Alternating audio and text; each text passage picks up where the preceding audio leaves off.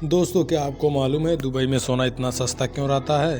शायद आपको ये भी नहीं मालूम होगा कि दुबई में सोना कितने रुपए किलो मिलता है। दोस्तों, आपको बता दें कि दुबई में सोना इतना सस्ता है कि वहाँ के बच्चे सोने से बनी हुई कार चलाते हैं, जैसे आपको स्क्रीन पर दिख रहा है। दुबई की लाइफ स्टाइल और वहाँ के अमीरजादों का कुछ अलग ही शौक है।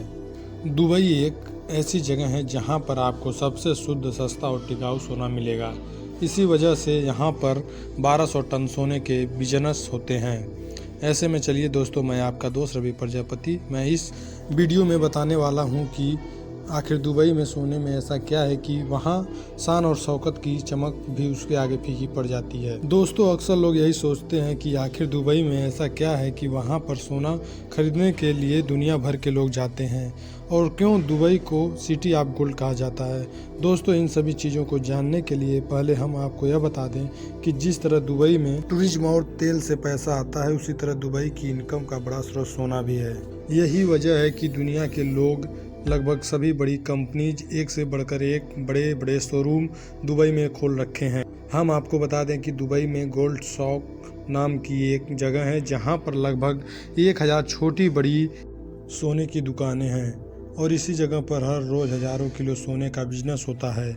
सोने की ज्वेलरी से रिलेटेड बड़े बड़े कमर्शियल मेले दुबई में लगते हैं, और इसी वजह से यहाँ पर लगने वाले सोने के मेलों में नामी बिजनेस ग्रुप शामिल होते हैं। तो आप समझ गए होंगे कि यहाँ पर घाटे का कोई सवाल ही पैदा नहीं होता, क्योंकि कच्चा माल डायरेक्ट साउथ अफ्रीका से लाया जाता है, और फिर कच्चे माल से ज्वेलरी तैयार की जाती है।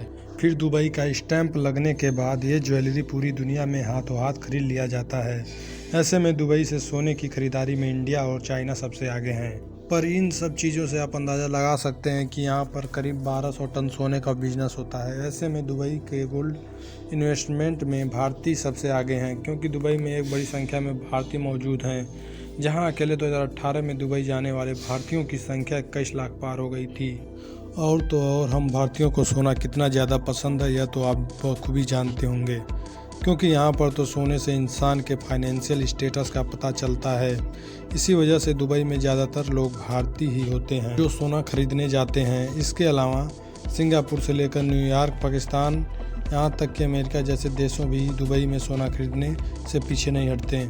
दुबई के गोल्ड सेक्टरों में करीब 4086 कंपनी और 62,125 इन्वेस्टर मौजूद हैं, जिनमें लगभग 60,000 मेल बिजनेसमैन और बाकी के फीमेल बिजनेस वुमेन हैं। और दोस्तों, यहाँ पर मौजूद जो कंपनीज हैं उन्हें 2498 लाइसेंस जारी किए गए हैं। बीते सालों में दुबई में गोल्ड और डायमंड के ज्वेलरी की बिक्री 74 अरब दिरहम तक पहुँच गई, जो कि पिछले साल के मुकाबले बहुत ज़्यादा थी। दुबई में लगभग 30 देशों से गोल्ड इंपोर्ट किया जाता है, ताकि यहाँ आने वाले सैलानियों को निराश ना भेजा जाए। क्योंकि अब अगर आप दुबई की शान शौकत और रहन सहन देखेंगे तो आपको अंदाज़ा लग जाएगा कि दुबई में टूरिज्म को कितना ज़्यादा बढ़ावा दे रहा है, या फिर हम ये कहें कि दुबई की आधी इकोनॉमिक टूरिज्म पर चलती है, तो भी यह गलत नहीं होगा। लेकिन फिर भी जब कभी भी आप दुबई की नाइट लाइफ और वहाँ की चमक दमक देखने जाएंगे, तो एक ना एक बार गोल्ड स्टॉक मार्केट ज़रूर घूमना, जिससे आपको यह अंदाज़ा हो जाएगा कि क्यों दुनिया दुबई को सिटी ऑफ गोल्ड के नाम से जानती है। क्योंकि अगर एक बार आप इस मार्केट में चले जाएंगे तो आपको समझ में आएगा कि असली सोने की चमक क्या होती है।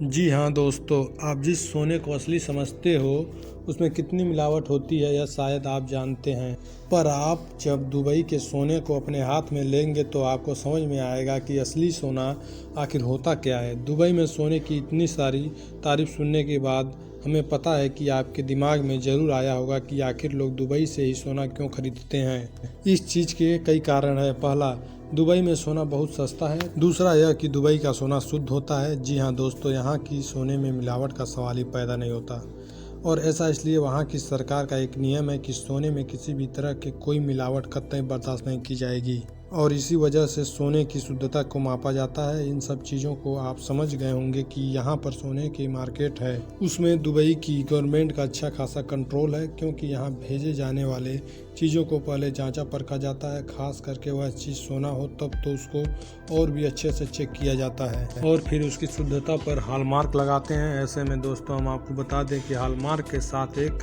सर्टिफिकेट भी मिलता है जिसमें सोने का वजन, पत्थरों को लागत और लेबर कास्ट लिखी होती है। अब आप दुबई से खरीदा हुआ सोना कहीं भी जाकर कभी भी बेच सकते हैं। सामने वाला जब इस सर्टिफिकेट को देखता है जो आपके सोने के साथ है तो वह आपको तुरंत सोने की कीमत दे देगा। यह बात ध्यान रखना कि जो शख्स 1 साल या उससे ज़्यादा वक्त तक किसी देश में रहता है तो वह उस जगह से करीब 50,000 का सोना बिना किसी कस्टम ड्यूटी के अपने देश ला सकता है। लेकिन हम आपको बता दें कि ये नियम सिर्फ ज्वेलरी पर है। ऐसे में अगर कोई सिक्के या बिस्किट के रूप में सोने को लाना चाहता है तो उसे कस्टम ड्यूटी देनी पड़ेगी। अगर किसी की ज्वेलरी 50,000 की कीमत से ज़्यादा है तो भी उसे कस्टम ड्यूटी देनी पड़ेगी। अगर आपके शरीर में मौजूद हर एक सोने की चीज़ को इस रूल में लागू किया जाता है, फिर चाहे वो छोटी सी अंगूठी क्यों ना हो। इसलिए कभी भी किसी दूसरे देश में सोना खरीदने जाएं तो उसकी रसीद अपने पास रखें ताकि आपको पूछताछ के दौरान परेशानी ना उठानी पड़े। ऐसे में दोस्तों हमें पता है कि आपको दुबई के सोने की चमक देखकर या वहां जाकर सोने खरीदने का मन कर रहा है तो आपको एक न एक बार आपको दुबई घूमना चाहिए।